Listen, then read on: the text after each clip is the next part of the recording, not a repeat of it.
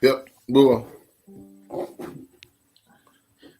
Mbokki déglukat yi ñu ne naa dal di sant di leen dal di gërëm di leen dal di dalalaat fu ngeen xam ne mooy Gamfans TV ànd si lu nga xam ne mooy straight talk ñu nga xam ne léegi nii ñu ngi dal di waaj a dugg si mu ngi naa dal di share lu nga xam ne mooy programme bi pour ñu ne tam mun see dal di jot wante ne tam yàlla mu moom jàmm ñu ngi dal di ñaan yàlla tam mu dal di tasaare jàmma biir Ukraine ak fépp nga xam ne fitna mu ngi fa ñu nga xam ne ñoo ñu dal di jiitu maa ngi dal di ñaan yàlla tam suuf si la seen kaw yàlla nangu seen sara si kaw suuf ñu nga xam ne ñu ngi dal di feebar maa ngi dal di ñaan yàlla tam yàlla fuga seen bopp ñu dal di wéra jàmma wante ne tam am neen beneen kontaan tam pour dali leen fee dalal ngeen àndaa man seen xarit si ku nga xam ne mooy Buuba Jallow Fala Boy ak ku nga xam ne mooy coach Sana Yafa ak tam ku nga xam ne mooy Royal Banjul dal di nekk ku nga xam ne mooy Habib ma wala naa dal di laa bàyyi rek nga dal di nuyoo dama gisoon ne amoon nga tolof pour dal di dóor ñi nga xam ne mooy Samga nga waroon a dal di dem 3 points clear si lu nga xam ne mooy table bi. Wow. Assalamu alaikum, everybody. Assalamu alaikum once again. It's another Wednesday. Straight talk. Dara du yomba. Ñu bàyyi dara. Yëpp la ñoo teggi.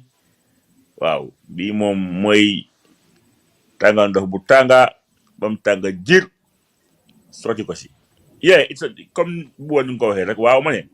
Suma gars yi amoon nañ the opportunity sax. In fact, we got the opportunity to be 6 points clear of everyone.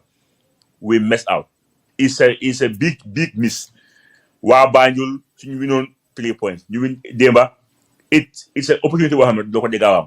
So from a fan point of view, I was disappointed because both games were winnable in a sense that you know they control the game. So a team like Real Banjul, if you control the game, they're gonna punish opponent. But unfortunately, both of those games they get goal before, which was totally low hamne could have been avoided. Why matches you hamne you win on the back foot, you score because before you win a game, you think about to equalize. So even though against Sambasa, then Gawa equalized because we scored in this 58 minutes, something like that. But we got very good chances to win the game. We could not win the game, and then their goalkeeper was on a man of the match performance because games you know la goal bi mom so for again neko daf ko yow because safe you for def was really outstanding. But Habib tek fa sa tankalek wala nga dali duga si programme fire Sana ñu dali la bayyi nga dali nuyo fa dali ndoni dal yan si suuf di dali correct some dot so wante ne wala gañi di dali duga si mun nga dali nuyo. Jërëjëf Buuba maa ngi laa nuyu di la sant di nuyu Habib di nuyu suñ fans ñëpp xam naa ne right now ñu ngi struggle little bit pour ñu put ko on Facebook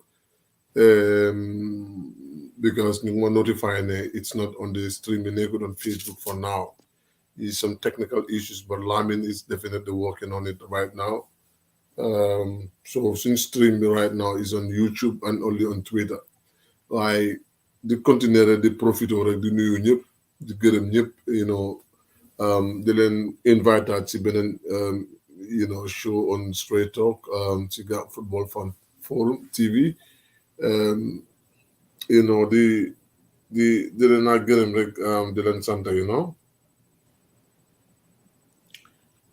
mbokk yi nu ko Sana dal di waxee bu leen dal di fàtte always mu ngeen a dal di share lu nga xam ne mooy programme bi pour seen morom yi different platform dal di si dal di jot match yi nga xam ne play woon na si week bi bokkoon na Hawks doroon na Fortune 2-1 Gamtel at Ports match bi dal di jeexee 0-0 Royal de Banjul at Samga dal di jeexee 1-1 Brikama United at ñi nga xam ne ñooy gaaf tam dal di jeexee lu nga xam ne mooy 1-1 Habib léegi nii team bu dal di nekk play nga 9 games I mean dafa amoon disturbance ñi la play woon 6 ñi play woon 7 wante léegi ñëpp maasa la ne tombé ba pare tam tey gis ne génne neen fixe yi nga xam ne tam war naa dal di am foog naa ne gisaat na fa tourist stadium bi tam ne fa war dal di delluwaat loolu leeruma wante pour teams yëpp dal di play nu ko coach Sana waxee woon affect na players association bi affect na lu nga xam ne mooy coaches association wante tam affect na tam lu nga xam ne mooy coaches parce que lu mu na dal di tamee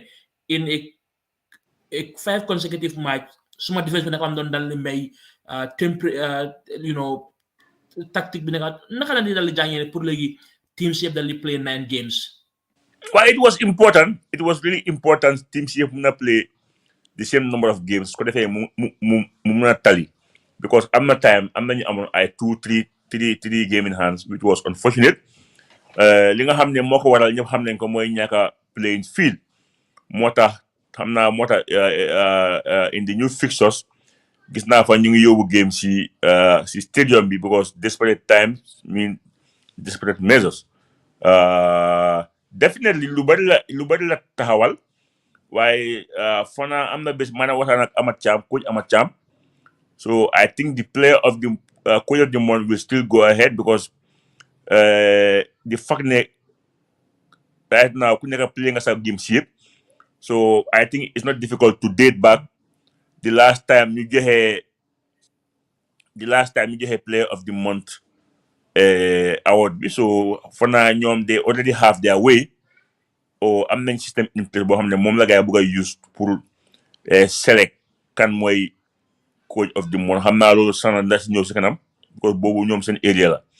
waaye dëgga ñaaka field bi moo waraloon all this mess bu happen noonu bi nga xam ne ñii dañoo play 6, ñi play 8, or ñi play 9. waaye locally léegi fu mu nekk nii alhamdulilah ñëpp play nañ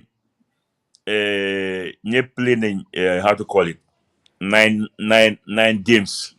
So I think ne fu mu nekk nii going forward maa ngi si the fact that ñu ngi going back to the stadium maybe dina xaw a wàññi the pressure somehow, you know, because maa ngi si are going to the stadium, so which means am nañ option pour play. Because gis naa benn maa ngi réel da I think game boobu 4 la maay boobu gis naa ne 4 la moo play 4 o'clock, te soo bàyyi xel games yëpp before 6 la woon, or 8 or 9 or even 10. So maybe they're trying to put the time down to avoid lu happen on mooy nawet nga play bi half away or quarter way night light off. Waaye going forward we will see lan mooy xew su nekkee we're gonna use all the three venues, Basori, Golf Project ak Stade. Maybe loolu dina tax affaire si gën a gaaw a bit, su ko defee ligue bi mun na nekk on track, and then ñu avoid delay yi nga xam ne xam nga mënoon na ñàkk. waaye di fact ne léegi we all have 9 games fu mu nekk nii loolu going forward dina dimbale everybody involved, from the coaches association to players association. ku nekk di nga mun a examine teams yi, seet seen performance ak seet players yi ak coaches yoo xam ne ñoom lañ di award on monthly basis. So for now, you know, not that we are happy, but we at least it's better than it was. Gis ne table bi ki ngi play nga am 6, ki ngi play ki nga am 8 or 9 matches. So the fact that léegi ñëpp play nañ 9 matches. So going forward we expect to have some very exciting games, because so bàyyi xel am na team soo xam ne ñu ngi dooroon very slow, léegi they doing good. am na ñoo xam ne they were not very good, and now they are back to form. So I think we just have to manage with what we have on the ground. You know, we will take it. You know, man non la ko gisee for now. Guys, Buba Balanyo story, like, ñu ngi am a lot of difficulty right now. Comme luñ amoon rek dañ amoon attack again, dañ lock account bi, mënuñoo stream again, yes, just today, stream online. So and I don't think Serigne ñu ngi laa nuyu ak ñuy seetaan ñëpp. Why this is what just happened, you know, is the page hacked again? Or what? Yeah, it is hacked. We are only on YouTube, and you can see we only have 3 views. I can read you what they sent. It said, we have seen unusual activity on your account. This may mean that someone has used your account without your knowledge. Account locked on March 22nd to protect you. Your profile is not visible to people on Facebook, and you can use your account. We will take you through some steps. But these people are all over us lately. Yeah, so we having real hard time right now, and it's frustrating, man. You know, I think they just trying to frustrate what we're doing, but this is just a beginning of something that is we will not find back. and then that is something that they don't understand. They have to put that in their heads, to make sure that you ham lulu. We wouldn't mind, but it is becoming a problem right now. It's becoming a Yeah, problem. it's becoming a problem because last time there was a link between Gam Football Fan Forum and Gam Football Fan TV. There was a link. So link bobu la Omar dem Guinée. So finally sa génné won nako because link bobu lañ génné won mo taxone gaay link bobu mo fa nekkon motax dañ mëna access Gam Football Fan Forum bi génné ma admin génné Lamine. So always they find it tough to génné Omar because Omar mo créé groupe. So ñaar yo yagut de couple of days ago happened na mama notify Lamine. So Lamine call Omar kurtu karta be Omar gis ñu some of them are from this I don't know where, I don't know, Vietnam, I don't know. Yeah, but they are all over us. Really. Yeah, Yeah, all over us. I don't know what do they want from us. As if we are the only page. So sana ade bagay tam dugu Gam Football Fan Forum. no. Right now, TVB is locked. We cannot access that account, and forum with them. We don't do anything on Facebook. You mean even the new one? Yep, the new one. Yep. Wante sa lu mëna def tam mo ne mëna ñëw continue on YouTube, then we can share a link of the program tam. Yeah, basically Lola Jordan. But just to let them know, this is what is happening. And we have two people that should have been coming in Dudulum Agmasia. But it's unfortunate that we're going through this. So, but I mean, we can just carry on. We have the next 25 minutes to wrap it up. It's going to be a short program though, because it wasn't anticipated. We have to work out on the technical matters on this issue, but that's fine. Yeah. We just move and see what exactly is happening with us. Because even myself, a couple of days ago, the day our page was hacked, I was notified to change my passwords on Facebook. People are always trying to. I think we need some advice from some I don't know, some technical people when it comes to social media, because we are currently on the attack on a weekly basis.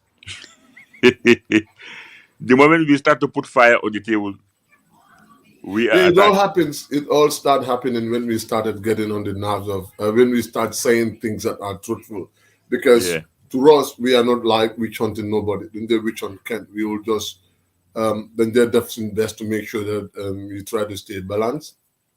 But I think anytime we started getting tough with the federation, that's the time we get this kind of attacks, and it has to be clear, and we are not going to hide it. And you could see even some of the federation members, you know, message regarding the post of Gam Football Fan TV this morning, yesterday, about the Gunjur Field saga. I didn't even respond. So I don't even have time to respond to those things. It doesn't just make sense, Basically, about the post, because I think it was a very great post, at least because normally if there is money and there is a jambure, then the all journalists wanted this thing. It was low profile. The people of Gunjur, you don't know what's happening, you know what So what were their complaints? Well, basically, let me go through this right quick.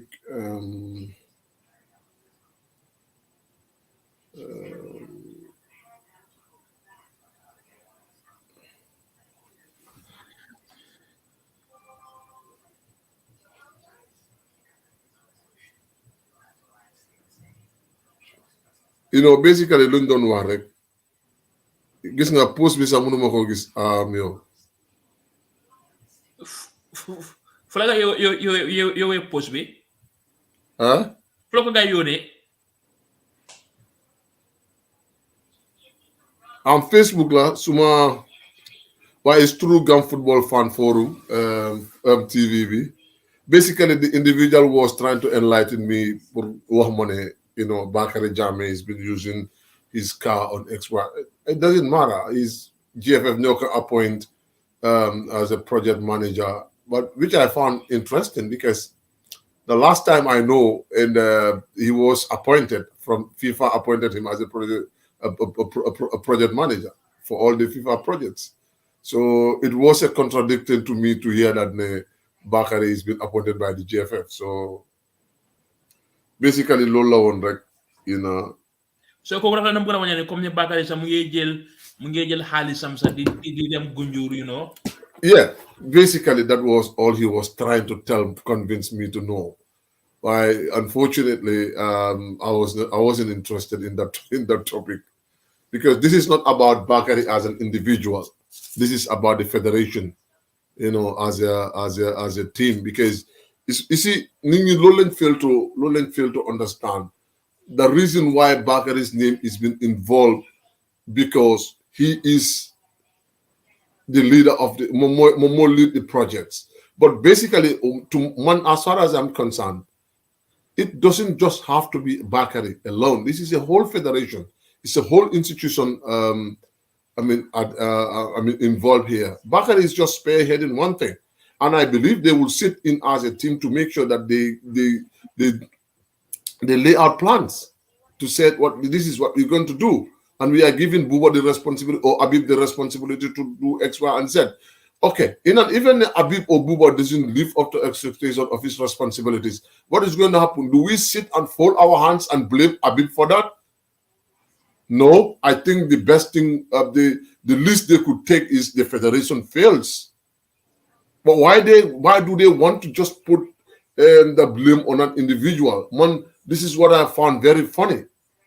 You know, I think the Kaba has to come out, you know, and then tell Gambians, this is my administration fails on this, woefully. Yes, Bakary admitted that it's a failure. Ibufai admitted it's a failure, but is that just enough? It's not just enough for millions of dollars that were there for infrastructural development. It is not just enough.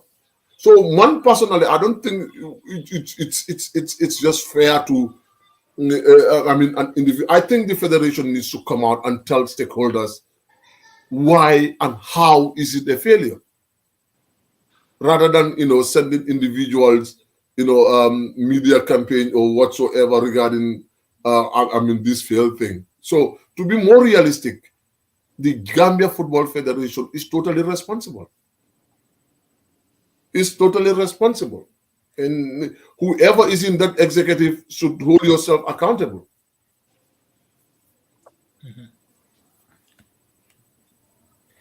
In fact, Habib Munga Dugasi. Wow, there is always a difference. Some people, the way they try to analyze things. Nit suñ ko appointé place. The head of that institution. When there are good things, mom lañ upload.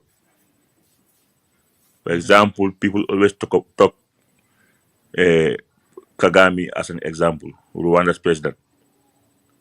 But for them, they call them bad president. Why they are proud of him because they feel that he's working. So they fragile all the credit. So they get ahead of an institution. Linga def correct good or linga def ninja content ninja. Dunje all those in the middle. So people will always denje wax lolu to escape. No say denko guy denko inyane or denko take boat. So neke place, so neke a public servant. Fake ninja and la take boat because some people have to look at you and see what you are doing. Well, it's normal. You have GFF. Can do also name? Can you hardly hear people call them out because they don't have nothing to do with finance or projects. So on the front line, because they are responsible. You get your props. So it's not right. People will criticize you. That's public. liggéey public ak loolu ànda like I always said ñun dañuy taxaw sax ñuy against suñu imam bi nu mu xutbee koregut ñun loolu dañ ko dee wax imam bi xanaa moom xam nga people criticize all leaders so loolu it's normal you know Adama Barrow lu moo digga Gambia kenn du ko digga on daily basis from campaign from radio people just express their feelings so yow sooy liggéeyal public bi you have to understand that you have to be thick-skinned otherwise you just have to resign honorably nga ala koo xam ne moom mun na moo enu that hit you know so su nekkee ne yow you cannot bear the heat you have to leave the kitchen because ñëpp xam ne waañ moom soo fa nekkee fekk mu tànga mbaa saxaar am so basically nit ñi dañ koy wax loolu rek to play a victim game waa saay moom ñu xam nga dañ ko teg bët non kenn tegu la bët because bi nga fa nekkutee kenn du la oo you know bi nga fa nekkutee kenn du la oo waaye yaa fa nekka you choose to be there so what do you expect people have to call you out especially when things are going horribly well, not like the way it is in the Gambia. How many league from right now? We should have been around the end of the first down by now. If all the matches were going according to schedule, you know, out of 15 matches they would play for now, we only played 9, so we still have 6 more matches to go. So that's not. You have over 2 months or so. Pour force down bi war a jeex so ñi nga xam ne nag ñoom ñoo responsible te defuñ seen job ñoom lañ dee call out waaye it's nothing personal balaa nga xam ne nekkut nothing personal yow nga bàyyi job boobu nga xool soo bàyyee job boobu kenn du la oyaat su ñu wax ne Gambia dafa naa di o Gambia neexut du ñu ooyaa jëme léegi Barrow lañ jee oo bu ko moo fi nekk so loolu noonu la fa demee you know so going forward I think ñun moom foofu lañ ko téye rek we will say it as it is trying to hold our people ñi nga xam ne they are responsible to hold them accountable that's all soo bëggee nag ñu hold la accountable oo ñu oosatul da ngaa abstain from public domaine bi nga bàyyi di liggéeyal nit ñi waaye soo bëggee liggéeyal nit ñi loo xam ne man dama ci am cër keneen am ci cër you know because buñ defaatee ne dañ ne jeefe dañ wax di Gambia Football Federation man dama ci am wàlla buuba am ci wàlla keneen am ci wàlla so loolu yëfi réew mi la so man noonu laa ko gisee so for some people ñu lay wax ne ñii moom xanaa dañ tagat yi fii amul kenn ku fi tagat because fii koo fi gis yàlla la yaakaar te yàlla mooy doxal mbir yi waaye nag àdduna dafa ànd ak rules ak ay regulations yoo xam ne noonu la moo doxee so public servant si moom xam nga fekk ñu ooleen rek when things are not going the way it should be so foofu leen toll right now so I think ne the earlier you understand loolu the better definitely.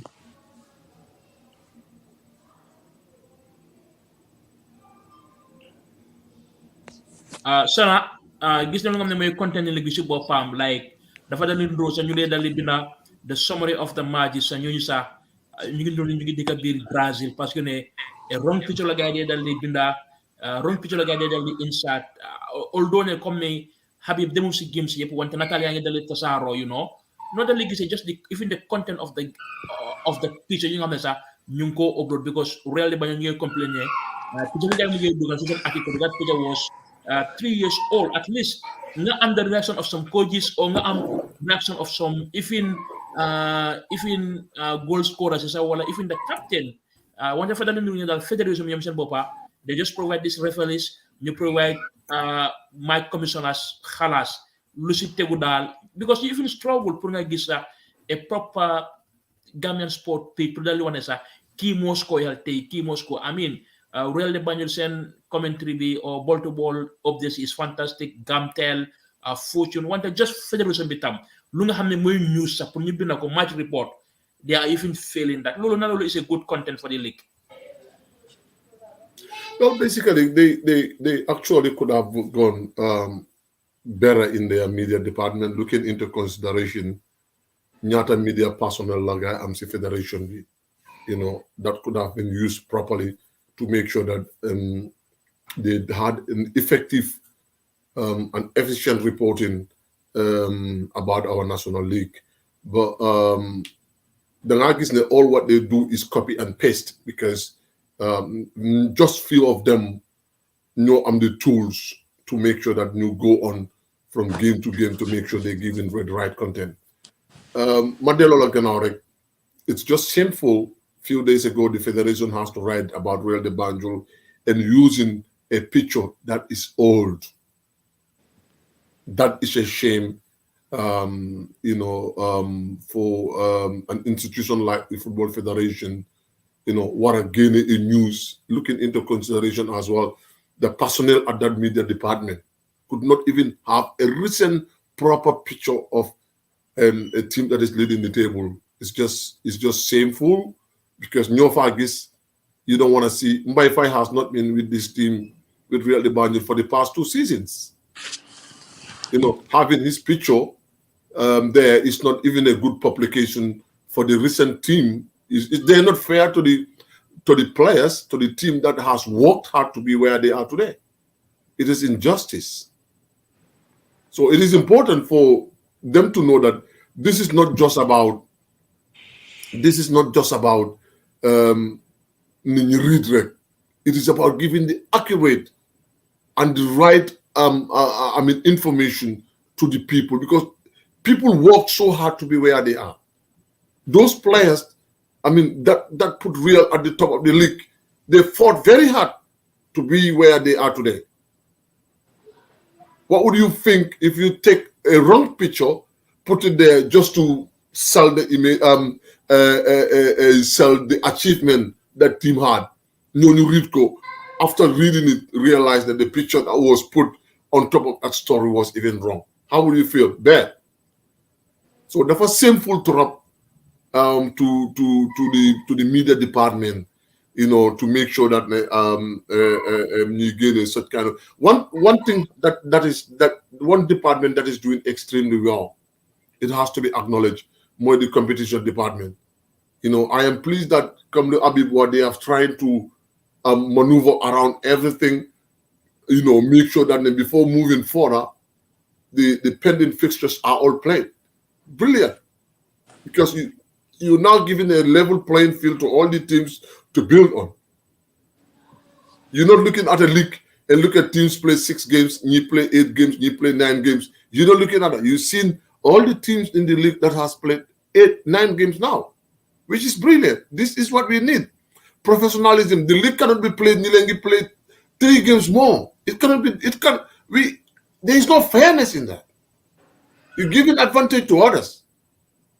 But it is great that the competition department did realize that. So, you see, the way they are working behind to make sure that everything stays clear and clean, that's the same way the media department of the Federation needs to work on as well. Malaa guy di nekk si Facebook bi di defante, di huloo, di indi ay content yoo xam ne it doesn't even make sense. Give us the right information from the league. It's too embarrassing. It's too embarrassing to know that the people that are nga xam ni ñoo nekk si Federation in the media department as well, for that matter, they could have done better than that. But one thing that stands out is they need to look at themselves and say, "Oh, we messed up big time," because it's too embarrassing. And I am really happy that Real de Banjul came out, on their Twitter account, and I saw it, and they are telling them this is so embarrassing. Someone needs to look them into their face and tell them the truth. Comme ñoom duñ dee ruus pour nit ñi di leen wax dëgg all the time, then continue di leen wax dëgg rek.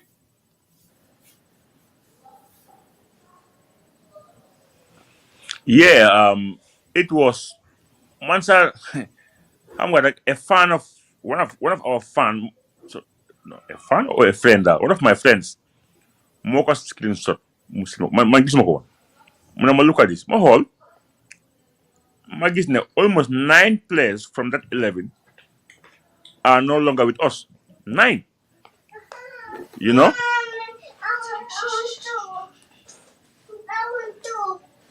Aisha. But Mondo boy, they may disturb. La wala tala. So you might understand. But go ahead. Wow, sana like because lii tam na ko waxee scout bi mu ngi identify number Dawda David Sambu ku score goal bi wante su xoolee di number ku nekk si nataal bi is even different ba pare tam like ñoom dañ just bind ne Royal de Banjul played a 1-1 draw with neighbors waa Banjul as the two sides leapfrog Walidam to move joint top of the Gambia First Division table on 17 points each. However, the Whites occupy. So even yang gis even disjoint bisa comme ko to kiram dal samedi bu ne wala ngor mu ne amin media department mi am nañ fa Baboucar Camara Bibi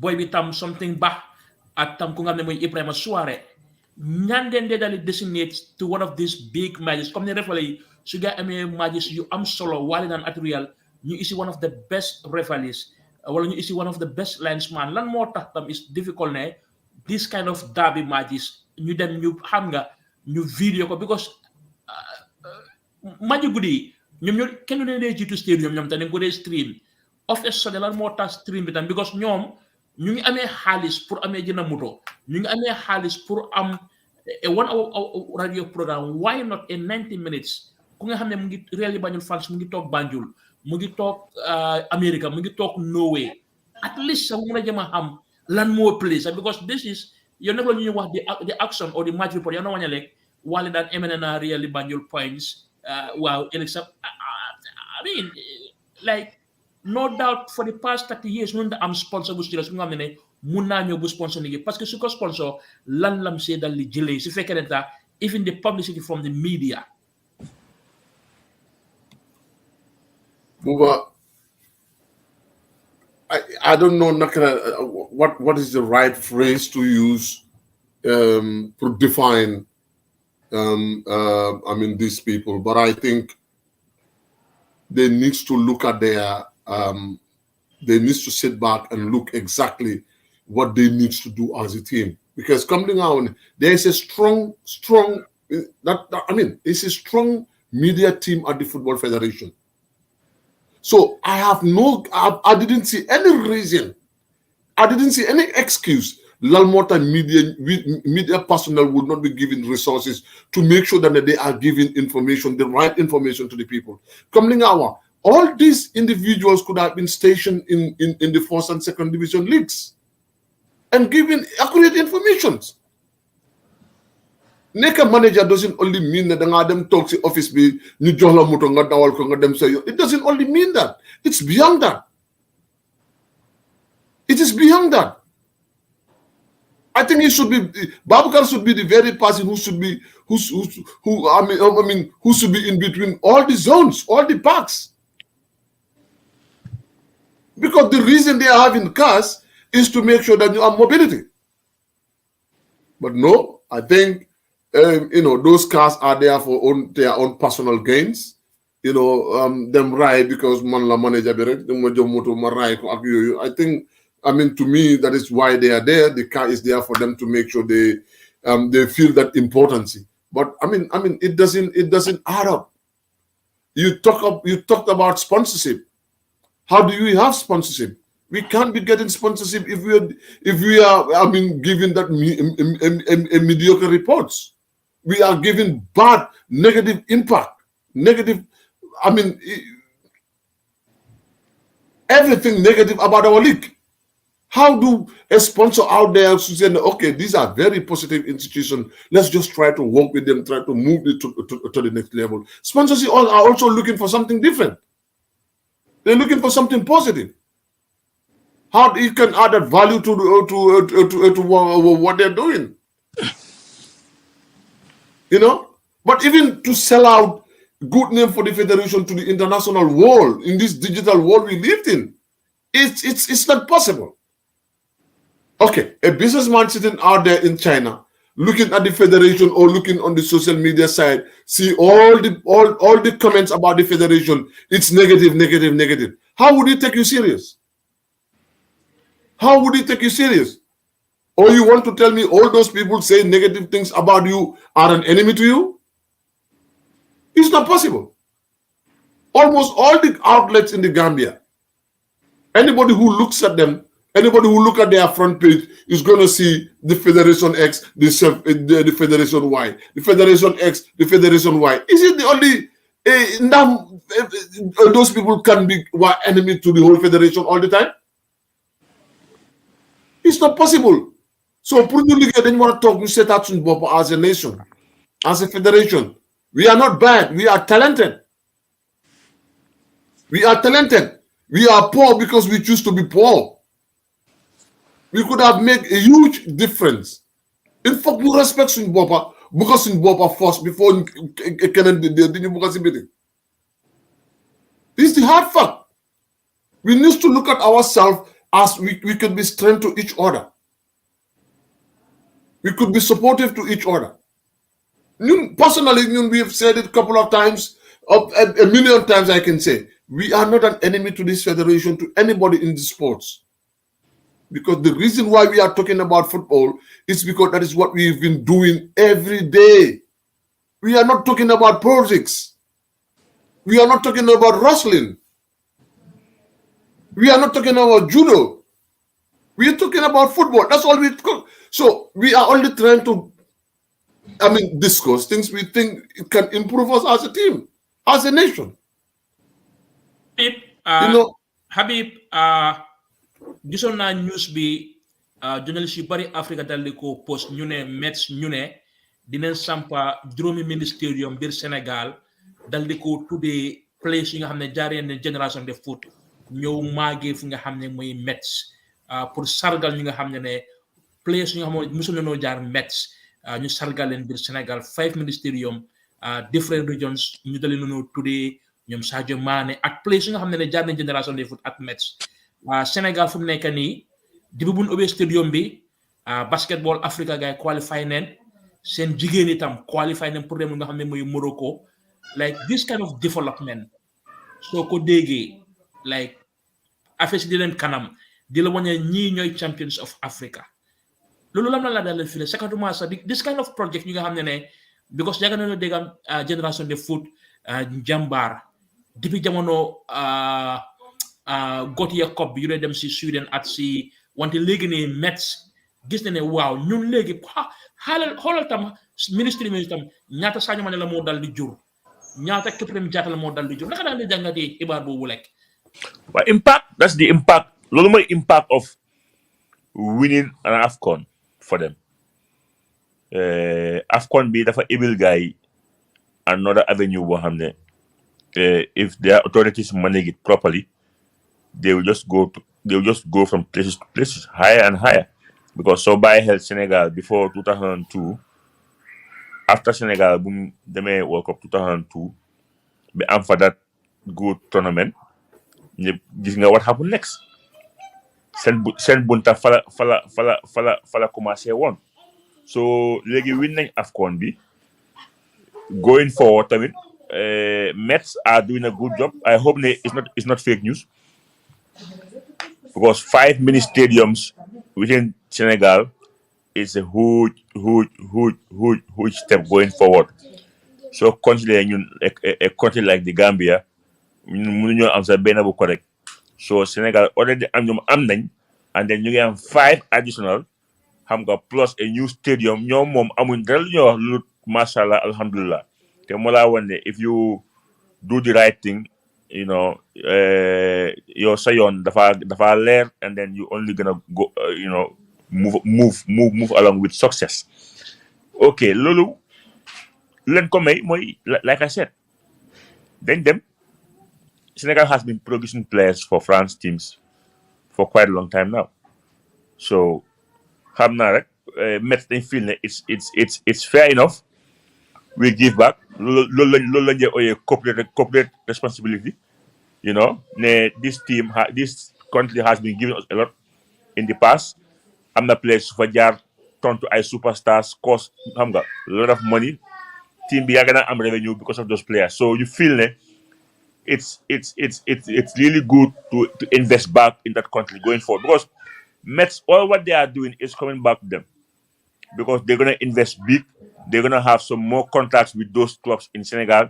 So tubaab lu mu def rek Don't worry. It's about the future. They are thinking about the future. How many Senegal fu nekk nii, more people will be into football. More parents will allow their kids to play because Senegal has won the AFCON for the very first time.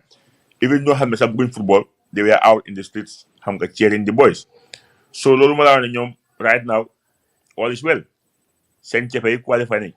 They are everywhere. They are everywhere. So everything in sport is doing well, and I think they deserve it. So unlike us, I think the difference between Senegal and Gambia is just maybe leadership. You know, maybe it's a little more different. But New leadership has been stagnant for a while. Going forward, apart from qualifying for the AFCON, li nga xam ne moo gën a important ci football mooy di grassroots boobu dafa stagnant demut. Te kenn mënut a wax ne football is growing su nekkee ne amuloo foo play. I think playing football mooy nga am ground. So the fact that we have scarcity of ground, it defines who we are, it defines the level we are, it defines what type of leaders we have in right now. Because doxut, definitely doxut. Xam nga waxoon naa fi ne suñ stade bi suñ ko wootee tay dina fa sax bu xam nga waxoon naa ko fi. Xam nga waxoon naa ko fi. Knowing yan soo ñoo fa amoon. I told you. Ne suñ ko wootee rek tay dina fa sax. dañu waroon a nekk on our Facebook ni ko ñu won leen ko ne time sax na fa. Waaw. Yamba sax na fa. Waaw yamba sax na fa de. ñaata kilo yama fa sax ñaata kilo. Non ay boobu su guree xooy tay yu fa jur dafa bari. boobu lañ gis sax xëy na boobu lañ gis. So wala nga gis ne on a serious note, you know, man defi Senegal moom xam nga man dama si dee sori. Waaye they are on track. They are definitely on track because 6 to 5 minutes backs, loolu is a boost. Te the more nga am playing fields, the more nga create stars. It's as simple as that. So unfortunately, amaguñ loolu. I hope ne despite all what happened, suñ nit ñi dinañ step up ba make sure ne balaa at bi di jeex ñu tam suñ 5 packs suñu am bala 6 yëpp pare. Plus ñaar or 3 yi nga xam ne moom la government di bill Jëndambur yi xaba ak Kafuta ak fan. Yooyu yëpp suñu pare yooyu moom yëpp suñu pare I think 2022 balaa moo end something big gonna happen. You know, boy, light dafa off nag. I need 5 minutes to put our generator on. Yeah, ñu ngi them off Abi because you trying to sort out some things on the background. Okay. Them like Buba as is Hassan Cisse just scored his 14th goal of the season. Zurich Tay just like 25 few minutes ago. He's having an incredible performance, incredible 2021 season, 2021-22 season. In 20 matches played, 14 goals, 6 assists. So he's involved in 20 goals in 20 appearances this season. That's been incredible. Wow, Torres mom. I think Aziz Score's problem has to do with Hassan's problem in the AFCON was all about the tactics being done play. Hassan is a guy called Hamne. He need the ball, and then unfortunately in AFCON didn't play. He was just chasing shadows. Dow. So Mota Muntona score goals. Why don't the brother can score goals? So boom nibe like wondering what he's good at, depending on the format the team be play. So I think going forward, Tom Warner we as a country Gambia, we've got more forward players than defenders. I think our strength should be to attack. Not to attack all teams, while other teams are having mom. We have to go on you. So how good he is. He is one of the few players who have the score. Momo Steve since Mudikova, this name. He's banging goals, which is important going to the Chad game. Like I said, national team should be picked based on how level guy play extra form. It's very important. Going into a game with players who have they are in form, they're scoring goals. because football you touch la. So I'm not in a form you're it goes with you. So wherever you go, you could do better. So as I'm scoring goals, Bobu Legi nekatu new si Gambia because he has been doing that for a long time now, and we hope he will continue. Maybe that he might end up being the top scorer of the league come the end of the season. So Lolen Konyal, definitely Asan is a top striker, and his numbers is you back up, you know, you back up that argument. Sana ya fa tetam setan na magi Matar Cissé tam mom tam score na force goal am fofu ci biir South Africa avec play na tam lu nga xamne moy 90 minutes Matar Cissé former Gambia under 20 captain mu ngi South Africa ci last 3 matches yi play na 90 minutes tay tam play na won 90 minutes mom tam score na goal mom tam ñu ngi dal di yek na ne like most likely tam dinañ ko dal di gis ci squad list bi digante Gambia ak lu nga xamne moy Chad. Buba, that's a good thing. As Matar has been a great player. I was even wondering why, with all the midfield struggles we had of late, why he was not been called, because he was part of the team, Matar Mbouch's team in the under 20. In graduation, I thought he was one of those players that are going to have a shift graduation to the national team. But it's good that he's making his name for himself, and then we're proud of him. And then hopefully Tom would start picking him, giving him minutes, call-ups, caps in the national team, because these are the future. These are the future of our national team. So, I mean, good luck to Matara. I'm still unfortunate to see him play. But hopefully I will try to do my best to make sure that I'll watch some of his games, to make sure we see how things are unfolding with him. Being a regular starter with Amazulu has already manifested that he's a top player. And I think the South African League is one of the best leagues in Africa, if not the world. In the African context, it's really a very good league. So everything on all the ingredients for the lad to be a top player, and I think he's on course, because Sohole from the Armed Forces, his days is very combative, a very strong player, very energetic player, which we need that energy in our midfield. And I think we should definitely start giving him the call up. Habib Matar Cissé nu ma ko waxee coach Sana play na léegi nii foog na almost 6 games si league bi CAF Champions League games si diggante Raja Casablanca ak Amazulu startoon na bu toogoon si benn bi Horea bu dal di ñëwoon second half ñu ma Sétif tam mu dal di play 90 minutes tey play na waat 90 minutes si ligue bi dal di score lu nga xam ne muy goal jamono woon ñun doon dal di jooy Tom Sène fit yi bu woon ku nga xam ne muy Ibrahima Soxna ku nga xam ne play na benn 45 minutes like Matar Cissé moo ko dal di jàngatee moom. Yeah, Buba, Matar player boo xam ne la player bu baax la. Sana yaa yéen sa woo ne Habib moo na wax Habib. Acha bok. Wow, we've been lately we've been following the brother Matar. I'm gonna need mom. Football so community, you are safe. It doesn't matter where you are. What Matar is doing, more trying to prove a point to your coach, the man I should be played. Habib. Wow. Doguma de Matar midfield 6 number 6 I understand. Boom ñëwee Amazulu because dafa fekk experience player seen captain bi. yaa ma dégg waaw man laa dégg yaa ma dégg. waaw bit dafa xaw a lu nag. waaw Sana yaa ma dégg. Yep.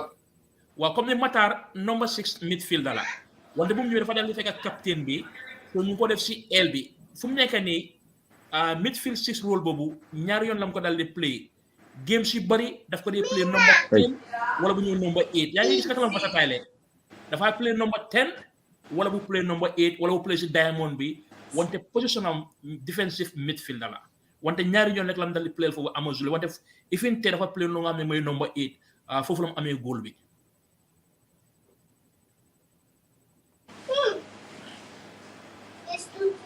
Well, Buba, like I was saying,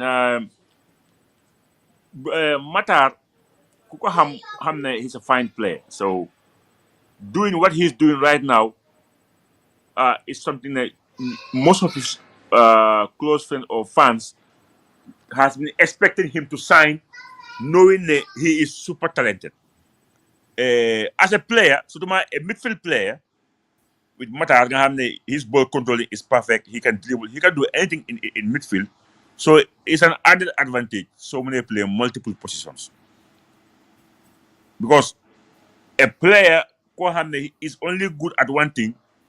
Lulu, you have to be extraordinary to be playing week in, week out. But soon you can be a number 10. You could be an 8 or a 6. Because if you are comfortable with the ball and have energy, I don't see anywhere in the midfield for him. You can play as a 6. Because so far, this modern day 6 league, you don't even need to be very physical. You just need to position yourself, know where ham for a ball at Muna pass. It's easy. And Matar has been doing this consistently. So league from the bench, Yange play, Yange door. So it means he has proven that he can be where most Gambians expect him to be, more to play at the top level. Because he was a fantastic player down here with the under 20.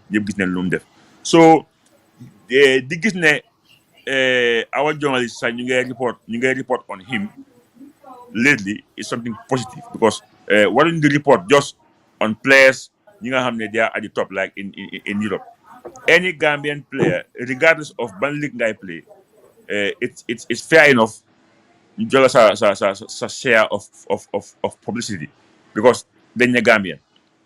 Comme ñun dañ jéem a spend hours di wax about Manchester and Chelsea on our platform. I think it's even bigger responsibility to be talking about our players. So for example, léegi ñëpp xam nañ ne South Africa léegi tam ñu ngi faa xool gaa ngi xool Gambia because xam nga Kajal just move na fa Toldo move fa Matar. So maybe in the future you never know. We expect that market to be also ours. So then by health, I mean Willie Abraham Jarod Nafa def doxantu yundu wale Kajali. So Mola one there might be something coming up big for between Gambia and South Africa. Because League Ball Hamela is a professional league. It's been watched globally on DSTV. So we are happy that Matar Cisse is really on a trend ball hamne. Ñu ko ñaanal mu continue. Wow, because I'm not noise spaghetti because league ball with the visibility is high. All the major leagues have access to watch the South African league. So definitely, mom as a football fan, we are really happy that Matar is playing on that level, on a high, and then he's doing good. So Nyunko wish that we continue with that momentum, and then we hope something big can come on his way, like something like club Hamne is bigger or Hamga. Munna fa jóge sax ñëw Europe su ko defee mu mun a fulfill his potentials because gom naa ne ligue boobu dafa jaar rek mun na faa jógee and then mu move inshallah. Asana sa final kaddu ñu dal yaakaar ne Friday tam leen dal delluwaat properly su sum normal platform.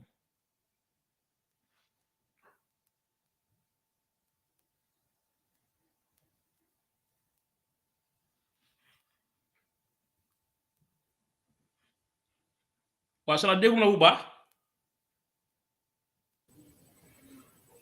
waaw jërëjëf rek Buuba ñu ngi wax ne rek ñu ngi jégalu rek suñ fan si ñëpp ne ñu ngi try pour shut this issue out ñu ne naa jot dig daje incha allahu rabbi Friday si seen regular programme bi hashtag Nuyo Gambian Football hopefully dinañ mën a am suñ Facebook page bi back and then dinañ mën a stream from there.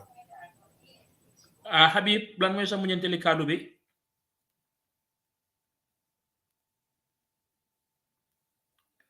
Habib.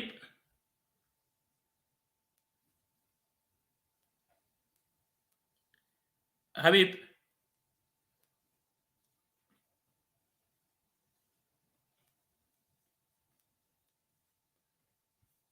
Habib. Habib looy tàggatoo.